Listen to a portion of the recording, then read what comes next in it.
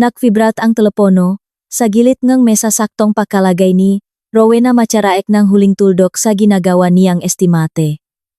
Hindi sa patalinghagang paraan, kundi literal. Kumurap ang cursor, pumasok ang huling numero sa spreadsheet, at agad na umilaw ang screen dahil sa isang tawag. Sumulyap siya. Si Dante. Ang kanyang asawa. Gitnang araw ng Huwebes. Alas 2:30 ang hapon. May kung anong kumabok sa kanyang dibdib. Hindi iyon takot, kundi profesional na intuisyon na nahubog sa loob 20 taon sa industriya ng konstruksyon, isang pakiramdam na nagtuturo sa kanya na may paparating na problema bago pa man ito mabigkas sa salita. Ganito rin ang pakiramdam niya kapag may malisam nga kalkulasyon bago pa man ito makitang kanyang nga mata. May hindi tumutugma, may mangyayaring hindi maganda. Sinagot niya ang tawag. Sabi ni Mama, tumanggi ka raw na pondohan ang pagpapayos ng bahay niya. Bumayo ang boses ng asawa niya sa kanyang tainga kaya napalayo niya ng bahagya ang telepono. Pawi na ako, pagsisisihan mo to. Naririnig mo ba ako? Tay na ako, Anli. Nanatiling tahimik si Rowena sa loob ng 3 segundo. Ugali na niya ang hindi sumagot agad, ang hayaang humupa ang mga salita, parang alikabok pagkatapos ng pagsabok, bago niya suriin kung ano ang nasira. Dante. Pantay ang tono ng kanyang boses. Pauwi ka na. Uwi ako.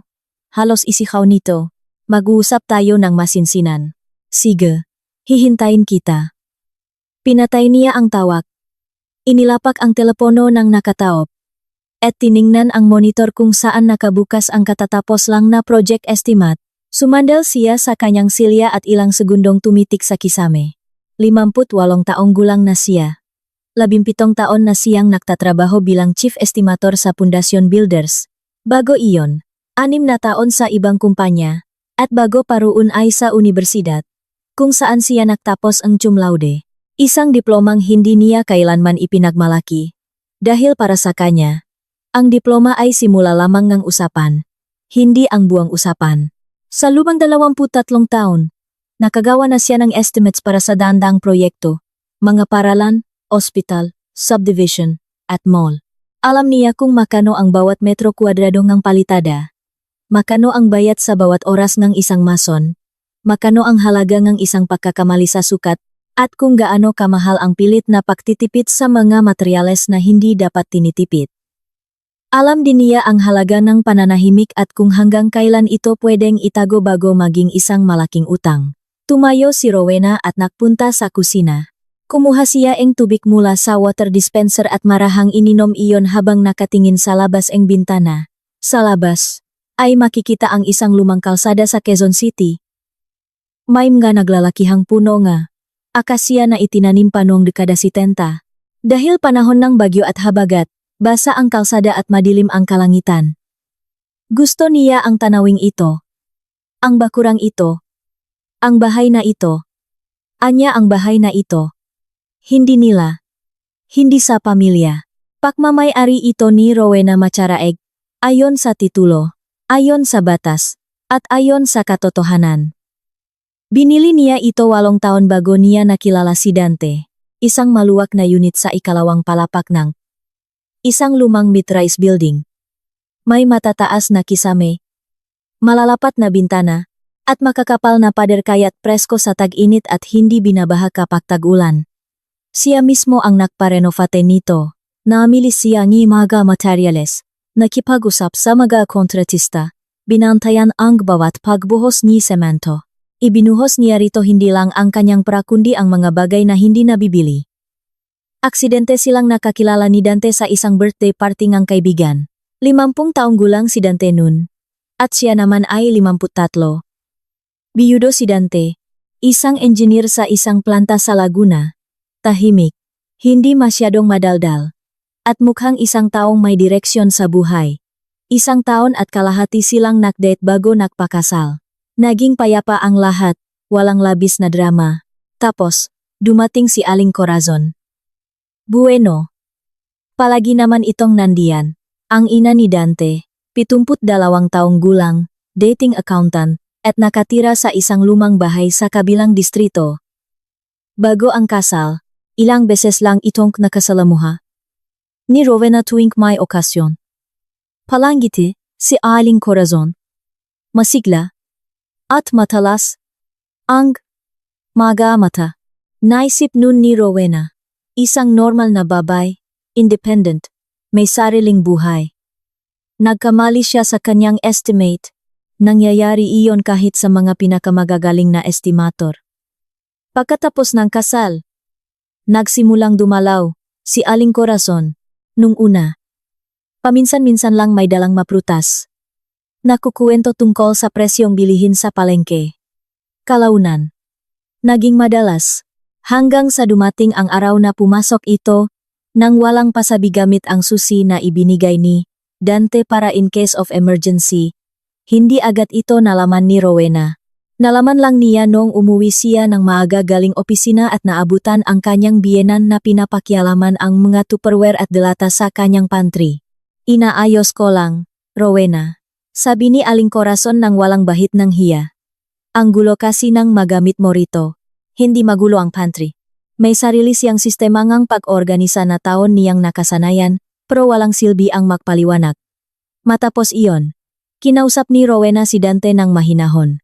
Ipinaliwanag niyang personal na espasyo niya ang bahay, na hindi siya komportable sa mga biglaang pagbisita, at kailangan nitong bawiin ang susi. Tumango si Dante. Sumang-ayon, siyempre, tama ka. Pero hindi niya binawi ang susi. Nagpatuloy ang mga pagbisita. Ito ang unang leksyon. Natutunan ito ni Rowena at gumawa siyang konklusyon, hindi sa salita, kundi sa kanyang isip.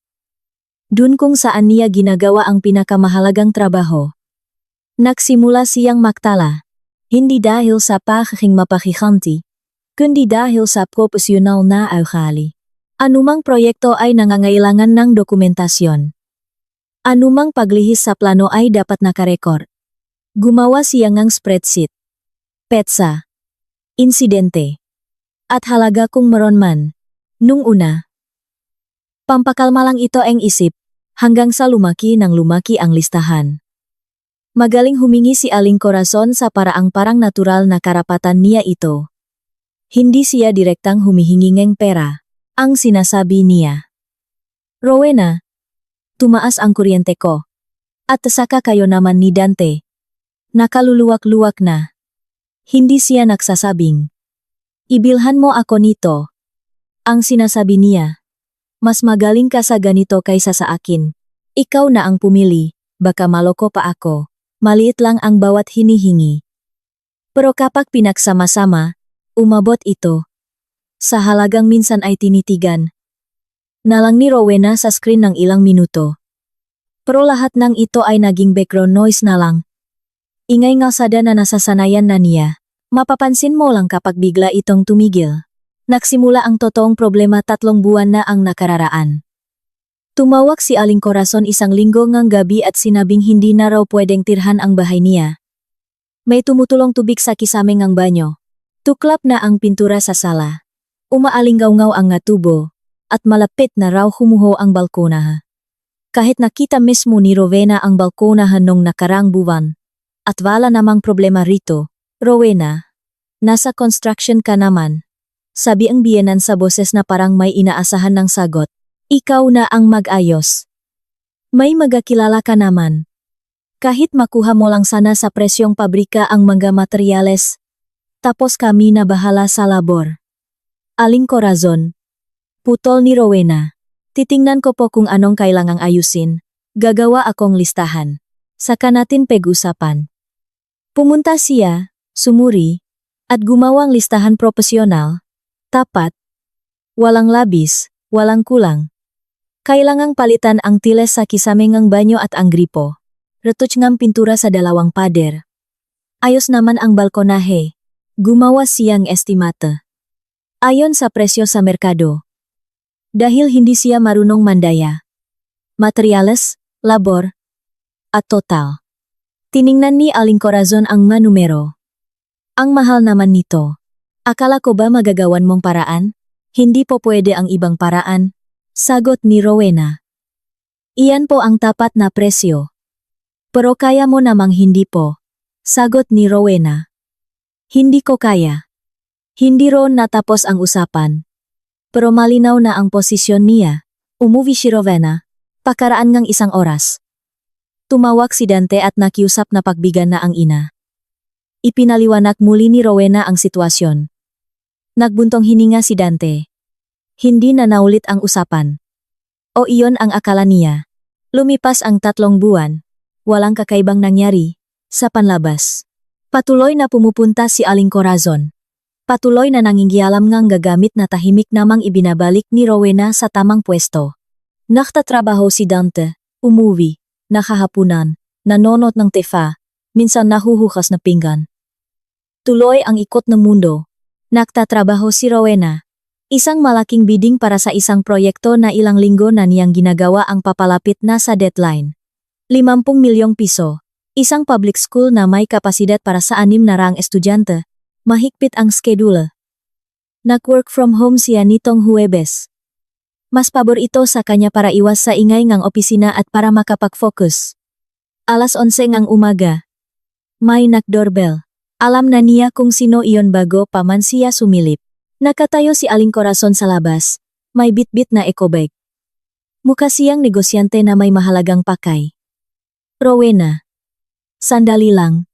Sabi nito at pumasok agad habang binubuksan pa lang ni Rowena ang pinto. May kailangan tayong pag-usapan. Pumasok ito sa sala nang hindi nahuhubad ng sapatos. Nakaugalian na nitong ipasok ang tsinelas o sapatos mula sa labas hanggat hindi sinasabihan. Sabi ni Rowena. Yung sapatos po.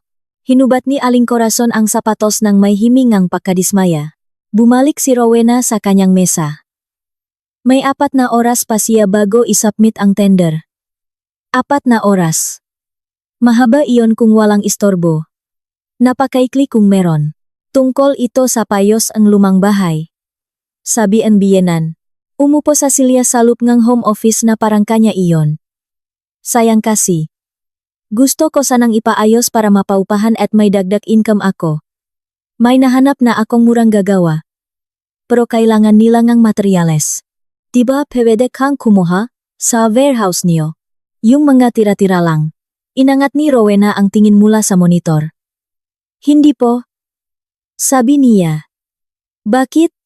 Dahil ang mga materyales sa warehouse ay pag-ari ng kumpanya. Hindi sa akin. Hindi ko po iyon pwedeng kunin. Pagnanakaw po iyon. Napakagatlabi si Aling Corazon. Hindi ko naman sinabing magnakaw ka. Ang sabi ko gawan mo ang paraan. Pareho lang po iyon. Sabi ni Rowena at bumalik sa monitor. Nagpatuloy ang satsat ni Aling Corazon. Mabagal, detalyado, maraming pasaring at kwento. Tungkol sa kung paano raw naayos ng kumare niyang si Lusing ang bahay gamit ang koneksyon. Tungkol sa mahal ng bilihin ngayon at ang liit ng pensyon niya. At ang mga kabataan daw ngayon ay hindi naintindihan kung gaano kahirap mabuhay. Tungkol kay Dante, na makatanggap ng bonus pero ibinibigay ang buong sweldo sa asawa. At tungkol kay Rowena na kaya namang tumulong kung gugustuhin, pero ayaw lang talaga. Nakikinig si Rowena gamit ang isang tainga habang nagtatrabaho. Mga kolom ng numero, unit of measurement, labor cost. Kaya niyang pagsabayin ang dalawang gawain. Sanay siya run. Tapos, nagbago ang tono ng biyenan. Nakikinig ka ba sa akin? Tanong ni Aling Corazon.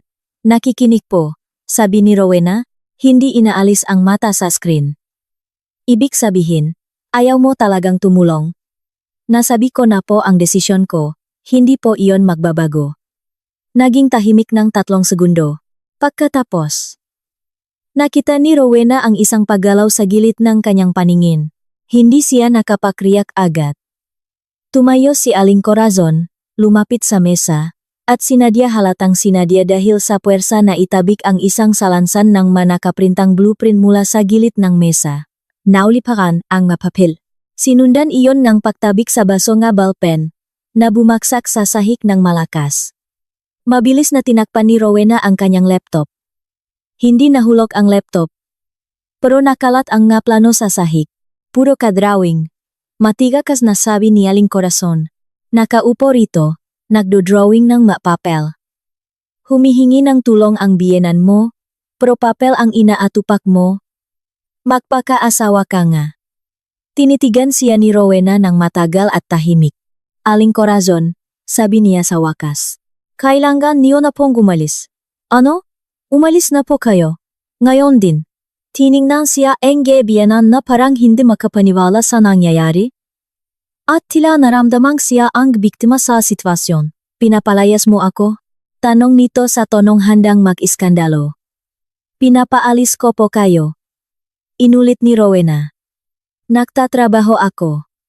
May deadline ako. Hinulok ninyo ang madokumento ko. Tapos na po ang usapan natin. Tumayo si Aling Corazon. Kinuha ang bag. At lumabas. Sa pasilyo para magsuot ng sapatos. Tahimik sa pagkakataong ito. Bago lumabas, nenge pinto. Huminto siya. Pagsisisihan mo to. Sabi niya nang hindi sumisigaw. Halos kalmado. Na mas nakpabigat sa banta. Sumara ang pinto. Lumuhot si Rowena at inisa-isang pinulot ang mga blueprint. Maingat, seking kung may napunit o nalukot. Profesional na ugali. Ang pinsala ay, dapat suriin agad habang bago pa ang pangyayari. Ligtas ang laptop. Ayos ang makaplano. Pinulot niya ang basong ballpen at ibinalik ang mga ito. Isa ang nabali. Kumuha siyang reserba mula sa drawer at bumalik sa trabaho. Makalipas ang 7 minuto. Nag-vibrate ang telepono. Si Dante. Sabi ni Mama, tumanggi ka raw na pondohan ang pagpapaayos ng bahay niya. Pauwi na ako. Pagsisisihan mo to. Naririnig mo ba ako? Pinatay niya ang tawag. Inilapak ang telepono. At sa sumunod na 3 oras at 20 minuto, hindi siya nagpaistorbo kahit kanino. Eksaktong 2:47 ng hapon, naisubmit niya ang tender document. Sinuri niya ang outbox, tiningnan kung naipadala ng tama ang file. Isinara niya ang program, at doon lang niya pinayagan ang sariling isipin ang nangyayari. Ganito siya palagi. Tapusin muna ang kailangang tapusin, bago harapin ang susunod na problema. Nakakagulo ang trabaho kapag pinagsabay-sabay ang lahat. Hindi lang ito sa estimates toto, kundi sa buhay. Tumayo si Rowena. Pumunta sa kwarto, at binuksan ang pinakababang drawer ng cabinet. Sa ilalim ng nakatupat na bedsheet ay may isang simpleng brown envelope na may tali. Sa loob nito ay ang kopya ng kanyang spreadsheet, ilang resibo, at 2 kontrata. Kinuha niya ang envelope. Bumalik sa opisina. Umupo, at binuksan iyon. Sa ibabaw ay ang papel kung saan nakasulat ang kabuuang halaga. Tinitigan niya ito ng ilang segundo. Sinisigurong tama ang kalkulasyon. Hindi nagbabago ang mga numero kapag tama ang pagkwenta mo. Pagkatapos, tinawagan niya si Ate Miriam. Si Ate Miriam Valderrama ay isang abogado sa family law na nakilala ni Rowena sa isang convention 5 taon na ang nakararaan. Nakikita sila ilang beses sa isang taon para magkape. Hindi pa lumalapit si Rowena bilang kliyente. Hanggang ngayon. Rowena, kalmado ang boses ni Miriam gaya ng dati. Anong problema? Miriam, may tatanong ako. Kailangan kong legal consultation. Maikling katahimikan. Nakikinig. Ako. Nakarehistro ang asawa ko sa address ng bahay ko. Ang bahay na ito, binili ko bago kami kinasal. Pauwi siya ngayon, malamang mag-iskandalo. Sinadya ngang nanay niyang ihulog ang mga work documents ko at nagbitiw ngang mga salitang pwedeng ituring na banta. Mayroon akong madokumentadong patunay na sistematikong ginagastos ang asawa ko ang pera ang pamilya namin para sa nanay niya nang wala akong alam at pahintulot. Nanahimik si Miriam ang isang segundo. Matagal ko nang hinihintay ang tawag na to, sabi niya nang walang gulat. May bahid ng profesional na pagod ng isang abogadong paulit-ulit na nakikita ang isang senaryo. Ikwento mo ang detalye. Ikinuwento ni Rowena ng sunod-sunod. Walang labis na emosyon. Nakikinig si Miriam. Nagtatanong minsan. Umabot ng 22 minuto ang usapan. Ganito. Paglalagom ni Miriam. Sa usapin ng bahay. Malakas ang laban mo. Exclusive property mo yan dahil may pinirmahan kayong prenuptial agreement bago kayo ikasal. Binili mo bago ang kasal, at nasa pangalan mo. Kahit nakatira diyan ang asawa mo, wala siyang karapatan sa property na yan. Sa usapin ng perangang pamilya o conjugal funds, kailangan nating makita ang madokumento. Kung malaking halaga yan at may pruweba, pwede nating pag-usapan ang reimbursement. Pero ang pinakamahalaga ngayon, i-record mo lahat ng mangyayari. Video, picture, screenshots. Kung mag-iskandalo siya, huwag kang makipagsigawan. Making maikli sa sahot, at mag-record. Maliwanag, sabi ni Rowena. Kailan tayo pwedeng makita? Bukas, alas 11 umaga. Pwede ka? Pwede. Ibinaba niya ang telepono at tumingin sa orasan. Ayon sa tantya niya, may 40 minuto hanggang 1 oras bago dumating si Dante. Depende sa traffic sa EDSA. Biyernes, hapon, siguradong matrapik. Tumayo si Rowena at naglakad sa paligid ng bahay. Naglakad siya ng dahan-dahan. Parang inspektor na nagche-check ng site bago ay turnover. Tiningnan, napansin, at sinuri niya ang sala, kusina, opisina, at kwarto. Ang bahay na binili niya 20 taon na ang nakararaan, na pinaganda niya, kung saan niya inilaan ang bahagi ng buhay niya. Sa kusina, nagtimpla siya ng kape. Umupo siya malapit sa bintana. Tumanaw sa labas. Naisip niya ang estruktura ng gagusali. Minsan, sa labas, mukhang matibay. Tapos, titiknan mo ang mga pundasyon, ang mga haligi, kung paano binabalansa ang bigat. At makikita mong nakatayo lang pala ito dahil sa swerte at sa kawalan ng pakialam na tingnan ang mga bitak. Uminom siyang kape at nag-isip. Pagkatapos, bumalik siya sa opisina, binuksan ang laptop, at nagsimulang mag-type. Hindi estimat, kundi listahan. Malinaw na mahakbang. Ano ang gagawin niya? Sa anong pagkakasunod-sunod? At ano ang kailangan? Mas nakakapag-isip siya kapag nagsusulat. Ang nga nasa screen ay mas tapat kaysa sa isip. Nakikita mo, nasusuri, at nahahanap ang butas. 3 hakbang lang ang listahan. Isinara niya ang laptop at nahintay. Umupo siya sa silya sa sala. May hawak na libro kahit hindi siya nagbabasa. Nakikinig lang sa katahimikan ng bahay. Ang katahimikan sa loob ng matitibay na pader na hindi kayang pasukin ng ingay ng Maynila. Naisip niya na may ma-repair na hindi nakukuha sa pintura lang. Kapag ang bitak ay nasa haligi na, kailangan mong gibayin at magtayo ulit. Alam niya iyon. Mula sa labas, narinig niya ang tunog ng makina ng sasakyan. Pagkatapos ay ang pagsara ng pinto sa ibaba. Ibinaba ni Rowena ang libro at tumingin sa orasan. Mas mabilis siyang dumating kaysa sa inaasahan. Habang bumibiyahe si Dante mula sa Laguna, sigurado siyang kausap nito ang ina sa telepono, galit na galit. Nakikita ni Rowena ang lokasyon nito sa family GPS, na mismong si Dante ang nagpumilit na install noon. Hindi nakatunganga si Rowena habang nahihintay. Nagtrabaho siya ng totohanan. Walang labis na kilos. May pokus ng isang taong alam ang ginagawa. Una niyang binuksan ang cabinet sa kwarto. Ang 2 shelf ni Dante maayos na nakatupi pero walang sistema, basta lang nakasya. Kumuha siyang isang malaking duffel bag mula sa storage, ang bag ni Dante bago pa sila kinasal. Inilagay niya ito sa kama, at nagsimulang mag-empake. Ginawa niya ito ng walang galit at walang pagmamadali. Mayos niyang itinupi ang madamit. Hindi niya itinapon o ginusot. Mangga polo, pantalon, underwear, medyas. Parang nag-iimpake ng produkto sa pabrika. Bawat isa sa tamang pwesto, walang naiwan. Hindi ito pagpapakitang gilas. Ito ay pagbabalik na gagamit sa parehong kondisyon nang matanggap niya ito. Pumunta siya sa banyo. Ang shaving cream ni Dante, labaha, shampoo, at ang matapang na pabango na laging iniregalo ni Aling Corazon na hindi pinapalitan ni Rowena kahit ayaw niya ang amoy. Inilagay niya sa isang maliit na pouch at isinama sa bag. Bumalik siya sa opisina. Binuksan ang spreadsheet na 3 taon niyang iningatan. Idinagdag ang pinakahuling datos. Sinuri ang total. At pinindot ang print. Tahimik at mabilis na gumana ang printer. Kumuha siya ng stapler. inayos ang kamaga papel. At inisitaple sa kanang itaas.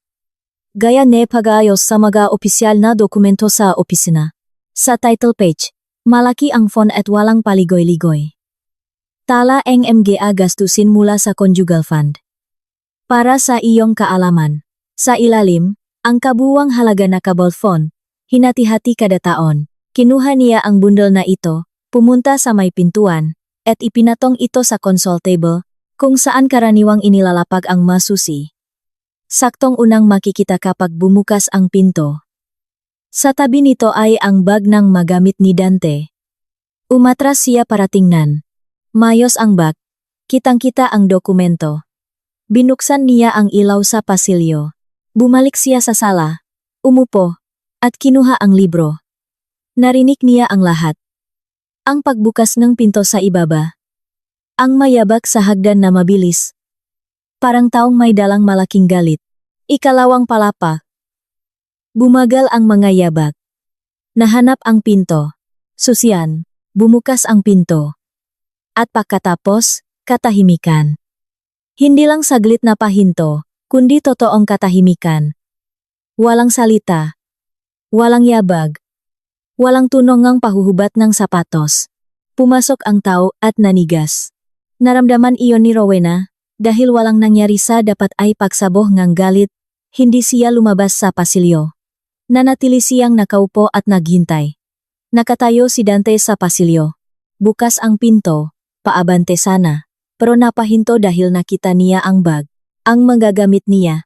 Nakaampake ng maayos, walang histerya, walang nakakalat. Inimpake ang isang taong buo na ang desisyon at hindi na magbabago ang isip.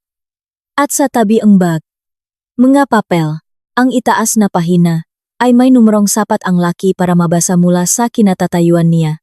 Kahit hindi pa nakakapahubat ng jacket, Rowena, tawag niya.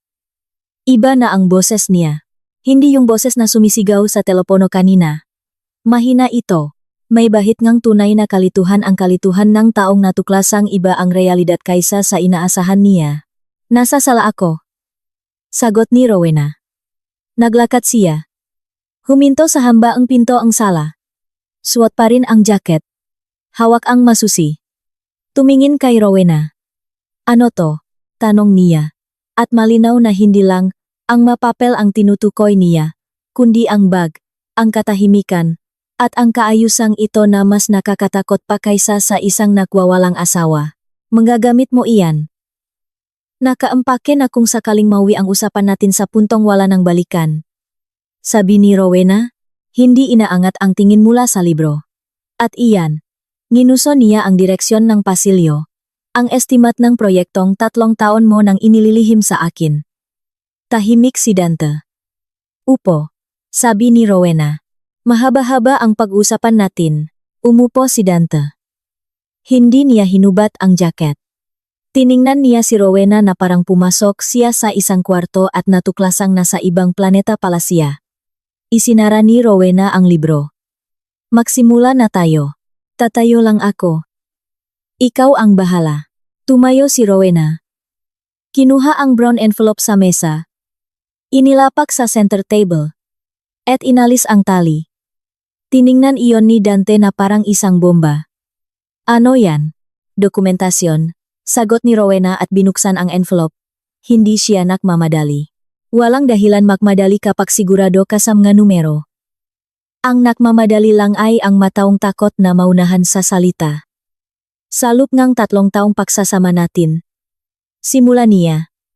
Mula sa conjugal fund natin, narito ang maginastos mo para sa nanay mo.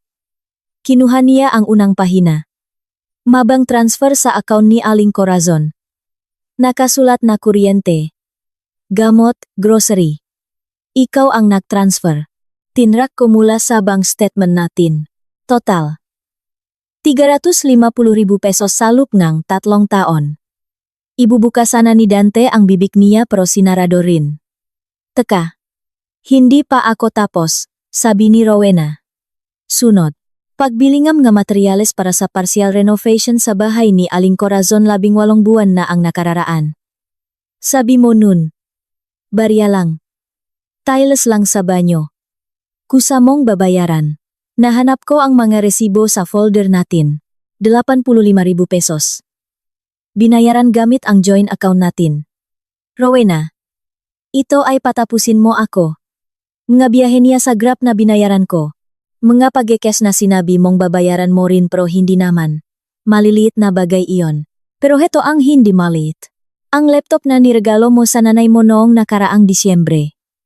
Nakita ko ang halaga at ang tindahan sa bank statement. Tumukma sa petsa. 45,000 pesos galing sa pera nating dalawa. Nanatiling tahimik si Don't. Parang isang gusaling tinanggalan ng scaffolding at nakita ang lahat ng bitak. Total, sabi ni Rowena, sa sarili kong kwenta. Sa loob ng 3 taon, nakapaglabas ka ng halos 480,000 pesos mula sa pondo nating mag-asawa para sa nanay mo. Ito yung parteng may dokumento. Sigurado akong mas malaki ang totoong halaga. Ibinabalik ko na sa envelope. Itinali niya ulit ng maingat. Bakit mo? Bakit mo kinukuwenta ang lahat ng ito? Tanong ni Dante. Nagiba ang boses. Nawala ang angas. Naiwan ang isang halos nakakaawang kawalan ng kumpiyansa. Dahil isa akong estimator, simpleng sagot ni Rowena. Kinukuwenta ko lahat. Hindi ito pambabastos, ito ay profesional na kakayahan. Napapansin ko kapag hindi naktutukma ang mga numero. Sinusubaybayan mo ako. Tinatrack ko ang conjugal budget natin. Makaiba iyon. Lumapit na rin si Dante sa sofa at umupo. Binuksan ang zipper ng jacket pero hindi pa rin inalis. Tahimik ulit. Isang bagong uri ng katahimikan. Hindi agresibo, kundi katahimikan ng taong.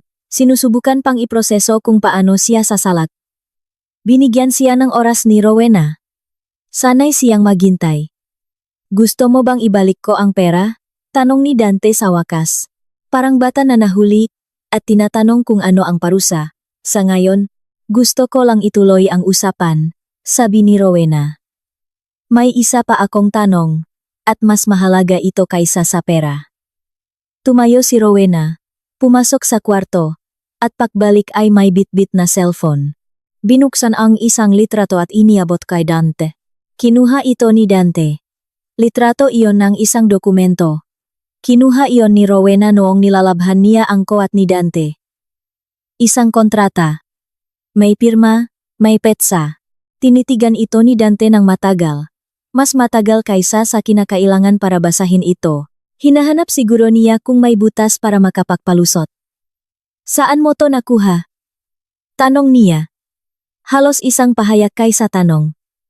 Nakita ko sa bulsa mo nung nagpapalaba ako, sabi ni Rowena. Pinikturan ko. Hindi ko sinabi sa'yo. Nahintay ako ng tamang pagkakataon. Sa screen ay isang deed of donation.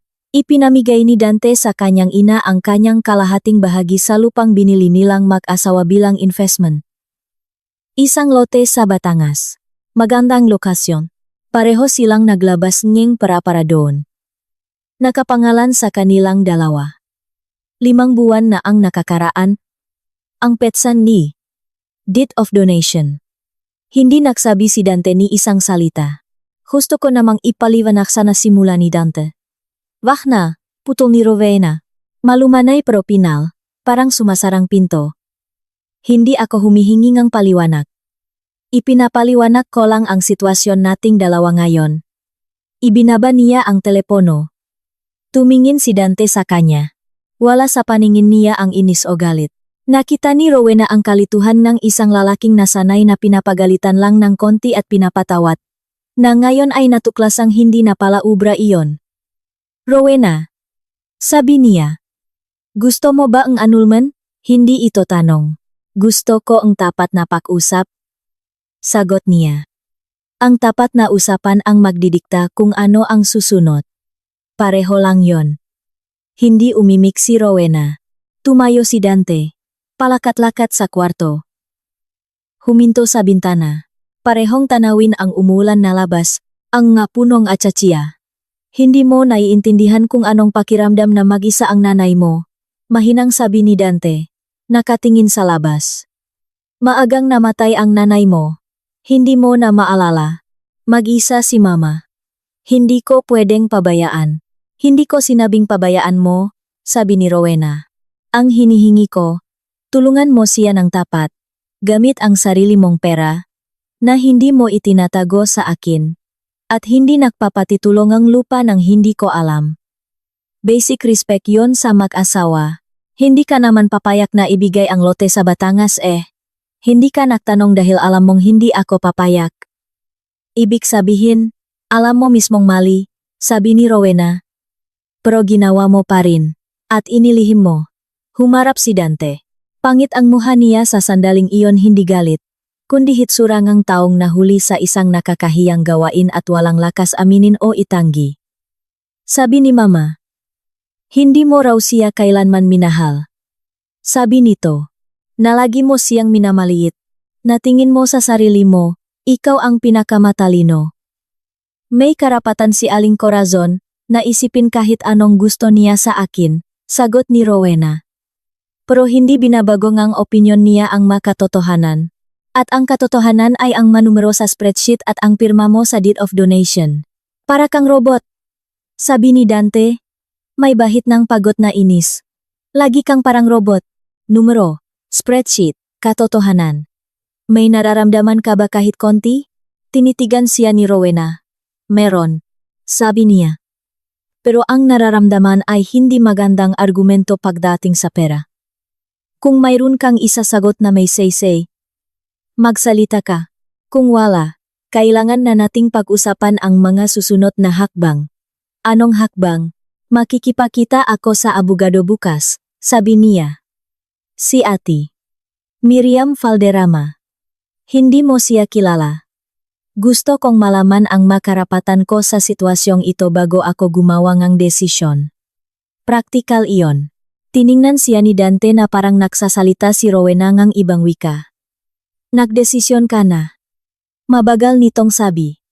Matagal ka na palang nagdesisyon. Habang pauwi ako rito. Nagdesisyon ka na. Nagdesisyon akong kumausap nile abogado? Pagtatama niya. Hindi iyon pagawa ng pinal na hatol.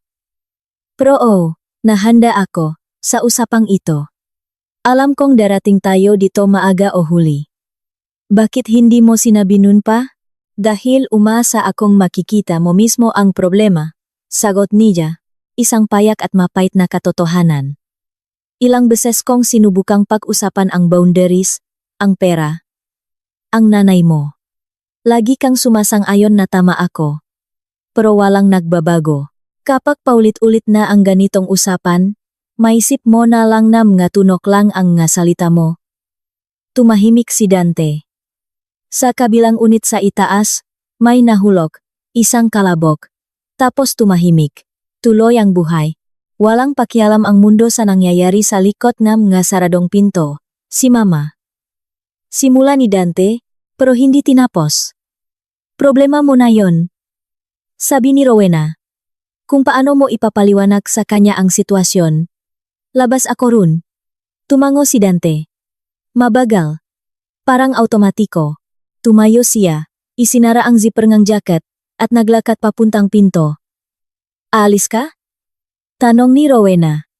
Kailangan kong mag-isip. Sige. Huminto siya sa pasilyo. Tinitigan ang sabitan ng susi. Babalik ako, sabi niya. Hindi malinaw kung pangako, banta, o paalam. Nasayo ang susi. Sagot ni Rowena. Lumabas si Dante. Sumara ang pinto. Tahimik ngayon.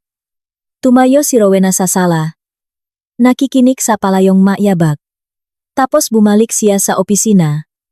Umupo sa mesa. At binuksan ang laptop. Alam niyang gumagana ngayon ang defense mechanism niya, yung mekanismong ginagamit niya sa malalaking proyekto kapag masyadong nakakapagod tingnan ang buong picture. Kaya nagfo-focus na lang siya sa susunod na maliit na hakbang.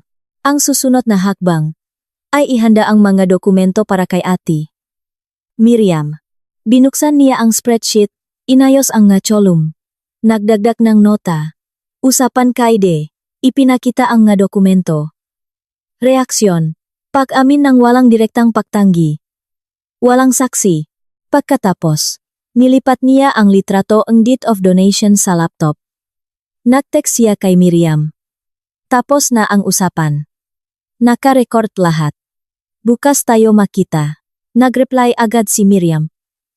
Sige. Dalhin mo lahat ng papel. Pati ang marriage certificate.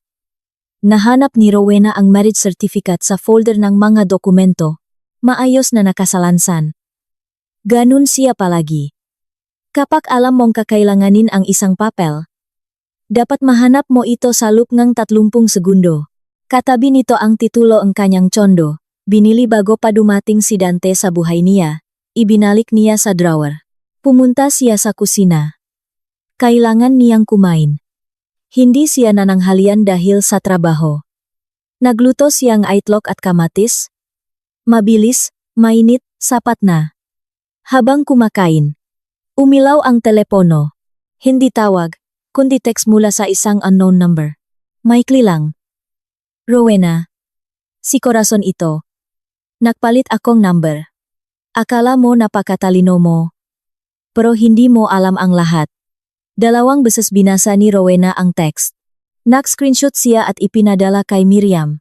Mensahe mula sa biyenan ko gamit ang ibang number. Sinisave ko lang. Miriam. Tama, huwag kang mag-reply. Tinago ni Rowena ang telepono at itinuloy ang pagkain. Dumidilim na sa labas. Binuksan niya ang ilaw sa kusina at tumanaw sa mga ilaw ng kalsada. Ilang bahay kaya ang may ganitong kwento ngayon? Mga taong nakaupo sa hapag, nakatingin sa manumero, nag-iisip kung paano umabot sa ganito ang buhay nila. Siguro marami. Mahilig ang matao na bumuonga, parehong estruktura gamit ang iba't ibang materyales. Tapos nagugulat kapag pareho rin ang naging sira. Bumalik siya sa sala, kumuhang ibang libro, at nagbasa ng totohanan, hindi para makalimot kundi para i-switch ang utak sa ibang mode. Bandang 10:00 ng gabi, umikot ang susi sa pinto, dumating si Dante. Mas tahimik siya kaysa kanina. Nahubat ng sapatos. Nagpunta sa sala. At nakita siyang nagbabasa. Galing ako kay mama. Sabi niya. Naintindihan ko. Masyado siyang na-stress. Naintindihan ko. Umupo siya sa upuan sa tapat. May katahimikan na mahirap pangalanan. Pagod? Siguro. Hindi ko narealis na ganun kalaki. Sabi niya sa wakas. Yung pera. Kasi bawat hingi, parang maliit lang. Bawat hingi, kumpirma ni Rowena. Yun ang punto. Dapat kinakausap kita. Tumango si Dante. Bakit ang tagal mong nanahimik? Isinara ni Rowena ang libro. Dahil gusto kong ikaw mismo ang makapansin. Sabi niya. Hindi dahil sinampal kita ngang spreadsheet. Kundi dahil nakita mo. Pero hindi nangyari. Kaya naisip kong kung maghihintay pa ako. Walang magbabago. Tumingin si Dante sa sahig. Yung lote sa Batangas. Alam kong mali. Hindi lang mali, sabi ni Rowena. Isa itong voidable contract. Binili natin iyon ng kasal na tayo. Conjugal property yon. Ang pegdo natin nun ng walang pirma ko ay labag sa batas, partikular sa Article 124 ng Family Code. Kaya ako kukuha ng abogado. Umangat ang tingin ni Dante. Ipapa-void mo ang deed of donation. Magtatanong muna ako. Alam mo ang pinakaiba. Pero kapag na-void yon, mawawalan lupa si mama. Dante. Pantay ang boses ni Rowena. Ideya niya yon. At desisyon mo. Wala akong kinalaman. Ang epekto nun. Responsibilidad niyo. Hindi akin. Katahimikan. Sa labas, may dumaang sasakyan na malakas ang radyo. Ano nang mangyayari? Tanong niya. Hindi ko alam. Tapat na sagot ni Rowena. Alamin ko bukas pagkatapos makipag-usap sa abogado. Kapag kumpleto na ang impormasyon, saka ako magdedesisyon. Paano kung nahanap ngang salita si Dante? Paano kung sabihin kong gusto kong ayusin ang pamilya natin? Tinitigan siya ni Rowena na parang blueprint na may mali. Depende kung anong ibig sabihin mo diyan, sabi niya. Kung ang ibig sabihin mo ay ipagpatuloy ang ganitong klaseng buhay, hindi. Kung ang ibig sabihin mo ay totoong pagbabago sa pagdedesisyon sa pera, sa nanay mo, at sa ari-arian natin, pwede nating pag-usapan. Pero usapan iyon na may mga kasunduang nakasulat, hindi lang basta pangako. Wala ka nang tiwala sa akin. Nagtitiwala ako sa nakikita ko. Sagot niya. At ang nakikita ko ay spreadsheet at deed of donation. Ang tiwala ay binubuang aksyon. 3 taon tayo. Ang naaksyon mo, nakita ko na. Hindi sumagot si Dante. Tumayo siya. Pumunta sa kwarto. Nag-ayos ng higaan. Ilang minuto lang, tahimik na. Natulog na ito. Naiwan si Rowena sa sala, hanggang sa nagpasya siyang matulog na rin. Naisip niya ang susunod na hakbang bukas. Nakatulog siya agad. Kinaumagahan. Maulap at umaambon. Gray at malungkot ang paligid. Gumising si Rowena nang walang alarm clock. Naktimpla na kape. Pinanood ang ulan sa labas. 8:00, narinig niyang bumanghon si Dante. Nakkape rin ito. Pumasok na nakabihis na para sa trabaho. Tahimik sila, pero hindi tensyonado. Hanggang 6:00 ako sa trabaho ngayon, sabi ni Dante. Anong oras ka? Hindi ko alam. Sagot ni Rowena. 11:00 ang meeting ko, tingnan natin. Tumango si Dante. Hinugasan ang silya at nagsuot ng jacket. Sa may pinto, humarap siya. Rowena. Hindi ko talaga naisip na ganun kalaki yon. Hindi ito excuse. Pero gusto kong malaman mo. Alam ko, sabi niya. Sige na, umalis si Dante. Nagbihis si Joshi. Rowena ang paborito niyang korporatire ang damit niya kapag may mabigat na negosasyon, dinala ang brown envelope at isang notebook. Ang opisina ni Ate, Miriam Valderrama ay 20 minuto ang layo. Si Miriam ay 50 taong gulang din, maikli ang buhok. Tila laging nakikinig ng mabuti para mapilitan kang maging eksakto sa masalita mo. Umupo sila sa conference room. Ikwento mo mula sa umpisa, sabi ni Miriam. Una, ang tsondo ko. Sinabi niya ang petsa ng pagbili. Walang kasal noon. Tumango si Miriam. Nagsulat. Sa kondo mo. Clear tayo diyan. Exclusive property mo yan bago ang kasal. Kahit nakatira diyan ang asawa mo. Kung mag-file kang annulment o legal separation, labas ang tsondo mo sa hatian. Pangalawa, ang lote sa Batangas. Inilabas niya ang litrato ngang deed of donation. Binasa iyon ni Miriam ng maigi. Binili habang kasal? Tanonggi ni Miriam. Oh, conjugal funds. 50/50 kami sa papel. Deed of donation na ginawa ng walang marital consent mo. Inilapag ni Miriam ang papel. Voidable contract, sabi niya. Under Article 124 ng Family Code of the Philippines, ang pagbenta o pagdonate ng conjugal property ng walang written consent ng asawa ay void. Pwede tayong mag-file ng kaso para mapawalang bisa ito. Ang tanong, gusto mo bang duman sa korte? O gagamitin natin itong leverage para makipag-areglo? Ipaliwanag mo ang pagkakaiba. Kung sa korte, proseso iyan. Matagal. Gagastos ka sa filing fee at attorney's fees ko. At ma-stress ka. Babalik sa inyong dalawa ang lote. Kung gagamitin mong leverage, sasabihin mo sa asawa mo. Pwede kong ipa-void ito at kunin ang kalahati ko. O babayaran mo ako para sa parte ko sa lupa ngayon din. Minsan mas mabilis yon. Pag-iisipan ko, sabi ni Rowena. Ano pa? Yung pera. Ipinasa ni Rowena ang spreadsheet. Tiningnan iyon ni Miriam ng matagal. 3 taon. Umabot ng halos kalahating milyon. Medyo mahirap ito, sabi ni Miriam. Dahil para mabawi mo ang kalahati nito sa korte, kailangan nating patunayang ginastos ito ng walang consent mo. Ang problema, baka sabihin ng husgado, hawak mo ang joint account, bakit hindi mo napansin? Pero mabigat itong ebidensya kung sakaling magdedemanda tayo. Okay lang, sabi ni Rowena. Nag-usap sila ng 40 minuto. Sa huli, may 9 na bullet points si Rowena sa notebook niya. Isang tanong, sabi ni Miriam sa dulo, gusto mo bang isaving marriage niyo? Kung annulment kasi ang gusto mo, mahabang laban yan sa Pilipinas. Psychological incapacity, tao nang abutin. Pero kung judicial separation of property lang ang gusto mo para maprotektahan ang pera mo, mas madali. Gusto kong normal na buhay, sagot ni Rowena. Kung pwede pang isalba ang kasal at magbago siya. Okay. Kung hindi, okay din. Ayokong isakripisyo ang peace of mind ko para lang may asawa ako. Ngumiti ng bahagya si Miriam. Tamang mindset. Tawagan mo ako kung ready ka na sa susunod na hakbang. Lumabas si Rowena sa kalye. Tumila na ang ulan. May amoy ng basang aspalto. Naglakad siya pauwi. Nag-iisip. Hindi siya nahihiganti. Bilang estimator, gusto niya lang natuwid at balanse ang istruktura.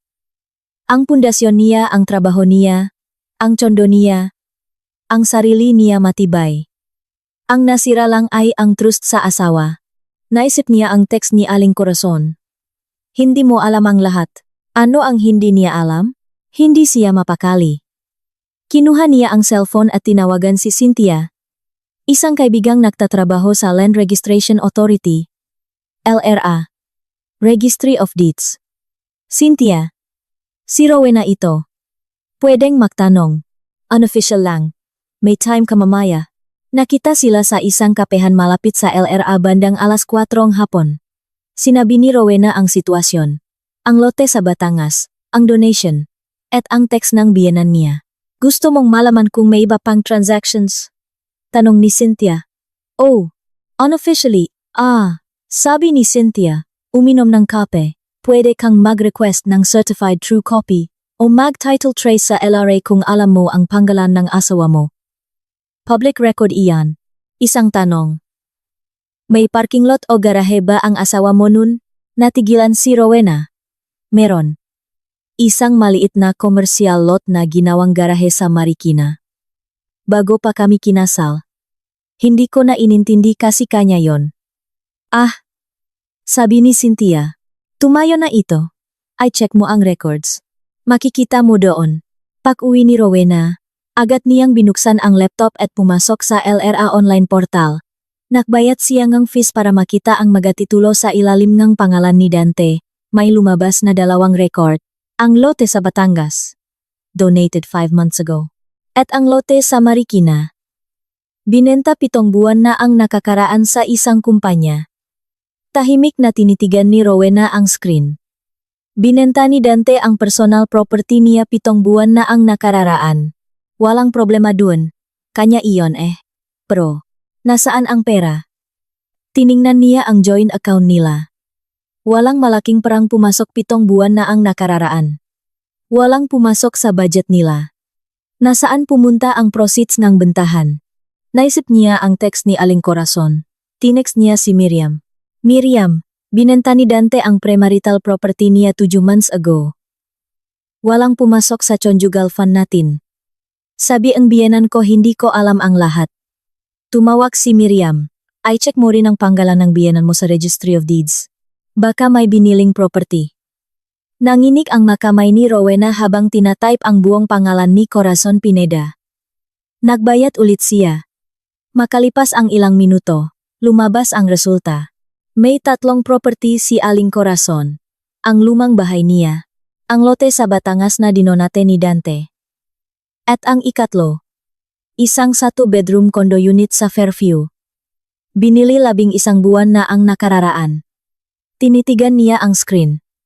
11 buwan. Ibig sabihin, bago pa ibenta ni Dante ang garahe sa Marikina, 2 months ago, nakabili ng kondo si Aling Corazon. Saan galing ang pera pambili ng kondo? Binalikan niya ang spreadsheet niya. Kung pagsasama-samahin ang lahat ng maliliit na hingi ni Dante sa loob ng 1.5 taon bago binili ang condo, ang total ay sakto para sa down payment ng isang condo sa Fairview. Ginamit ni Dante ang conjugal money nila pang down payment sa kondo ng nanay niya. Tapos binenta ni Dante ang garahe sa Marikina para ituloy ang pagbabayad. At kaya hindi nito may paayos ang lumang bahay ay dahil may hinuhulugan silang condo. At wala man lang alam si Rowena na asawa niya. Dumating si Dante bandang 9:00 ng gabi. Nakita niya si Rowena na nakatayo sa kusina. Uminom ng kape. Kumain ka na? Tanong ni Dante. Kumusta ang meeting sa abogado? Informative. Malakas ang laban ko sa condo natin, at pwede kong i-void ang donation sa Batangas. Umarap si Dante. Magfa-fil ka ba no annulment? May nalaman akong gayong. Sabi ni Rowena. Buksan mo ang elera portal. Natigil si Dante. Anong nalaman mo? Yung bedroom condo sa Fairview, tapat na sabi ni Rowena. Ginamit mo ang conjugal funds natin pang down payment dun. Kaya ka nakapagbentang ang garahe mo, panghulok dun. Tapos binigay mo pa ang Batangas lot. At kaya pala gustong ipaayos ang nanay mo ang lumang bahay ay para gawing paupahan dahil may bago na siyang tsondo. Tama ba? Napayuko si Dante. Umatras siya at sumandal sa lababo, parang nawalan ng lakas. Sasabihin ko naman sana, hindi ko gusto na sa abogado mo pamalaman. Umupo ka, sabi ni Rowena. Magsalita ka. Nakwento si Dante ng mabagal. 3 taon na ang nakararaan. Bago sila kinasal. Nadiagnose si Aling Corazon ngang malubhang sakit. Huminging tulong, pero pinakiusapan si Dante na wag sabihin kahit kanino, lalo na kay Rowena. Dahil baka daw makabala sa bagong kasal, pumayag si Dante, mahal ang gamutan. Nagsimula siyang kumuha ng pera sa joint account nila. Kuryente, gamot, grocery ang idinadahilan niya. Dahil nahihirapan ang ina sa lumang bahay na may hagdan, nagdesisyon silang ibili ito en condo unit sa Fairview para may elevator. Nag-down payment sila gamitong naipon, ni Dante mula sa conjugal fund, at ibinonta ni Dante ang garay sa Marikina para panggulog. Ang Batangas lot naman ay hiningi ng for security. Bakit hindi mo sinabi sa akin ang tungkol sa sakit niya? Tanong ni Rowena. Nakiusap si Mama, sabi ni Dante. At saka, naisip ko, kung sasabihin ko sa iyo, gagawa kang malistahan, spreadsheet, at mag-estimate ka pa. Kailangan niya ng tulong agad. Hindi ko pwedeng hintayin ang malistahan mo. Tahimik si Rowena. Nagpapagamot pa ba siya? Remission na siya 6 na buwan na. Okay na ang tests. Mabuti, sabi ni Rowena. Totoo iyon. Hindi siya masamang tao. Pero Dante, hindi mo naisip na para natin yon? Naisip ko. Pareho naman tayong kumikita.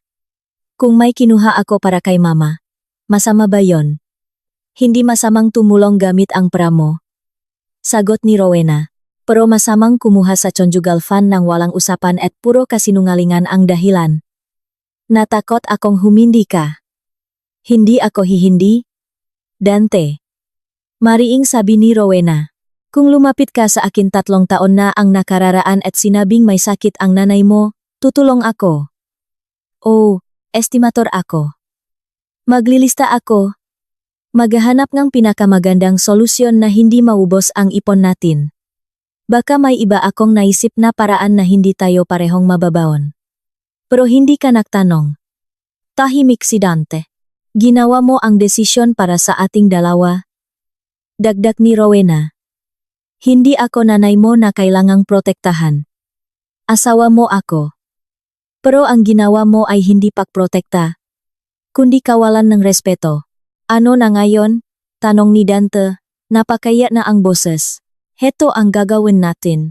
Sabi ni Rowena, bumalik sa kanyang pagiging profesional na tono. Hindi ako magpa-file ng annulment agad. Dahil nakakapagod iyon at magastos. At hindi ko babawiin ang kondo ng nanay mong may sakit. Pero, kailangan nating balansehin ang libro. Anong ibig mong sabihin? 2 ang kondisyon ko para hindi ako magdemanda ng judicial separation of property at para hindi ko i-void ang Batangas lot. Una, babayaran mo ang kalahating halaga ng Batangas lot na dinonate mo ng walang pirma ko. Kung kailangan mong mangutang ka. Pangalawa, babayaran mo ang 480,000 pesos na kinuha mo sa conjugal fund natin para sa tsiondoeng nanay mo. Gagawa tayo ang kasulatan sa notaryo. At pangatlo, lahat ng gastos sa pamilya mo mula ngayon, pag-usapan natin. Tiningnan ni Dante ang listahan ni Rowena. Yung sa Batangas lot, magagalit si Mama kapak nalaman niyang siningil mo ako. Hindi party si Aling Corazon sa kasunduang ito, sagot ni Rowena. Tayo ang mag-asawa. Nasa sayo na kung paano mo siya kakausapin. Isang mahabang buntong hininga. Sige, sabi ni Dante. Pera. Bigyan mo ako ng panahon. Mangungutang ako sa kumpanya. Makatarungang palugit. 6 na buwan. Magpapadraft ako ng compromise agreement kay Miriam. Yung kasal natin. Okay na tayo? Tinitigan siya ni Rowena ng maigi. Ang kasal natin ay ibang usapan. Hindi ito nasusolve ang notaryo ng spreadsheet. Kailangan ko ng oras. Tumango si Dante. Tumayo at kinuha ang jacket. Pupunta muna ako kay mama. Ako na ang magsasabi sa kanya. Mabuti yan, sabi ni Rowena. Sumara ang pinto ng tahimik. Naiwan si Rowena sa sala. Naisip niya ang estruktura ng buhay niya ngayon. Walang bitak ang pundasyon niya ang tsondo, trabaho, at kakayahan niya. Lahat solid. Ang gumuho lang ay ang tiwala niya kay Dante. Pwede pa ba itong i-repair? Kapag nag-repair ka ba, orihinal pa rin ito o isang imitasyon na lang? Hindi niya alam. At hindi niya kailangang sagutin ngayon. Binuksan niya ang laptop at tiningnan ang bagong project estimate para sa trabaho. Nagalay ng mga kolum. Nagmatchang total. Sa labas, patuloy na bumubuhos ang ulan ng Agosto. Hinuhugasan ang mga kalsada at inihahanda ang mundo para sa kinabukasan. Hindi man niya alam kung gigibain ba niya ng tuluyan ang kasal nila o irerenovate. Alam niyang matibay ang pundasyon niya para magpatuloy sa buhay. At itinuloy niya ang kanyang trabaho.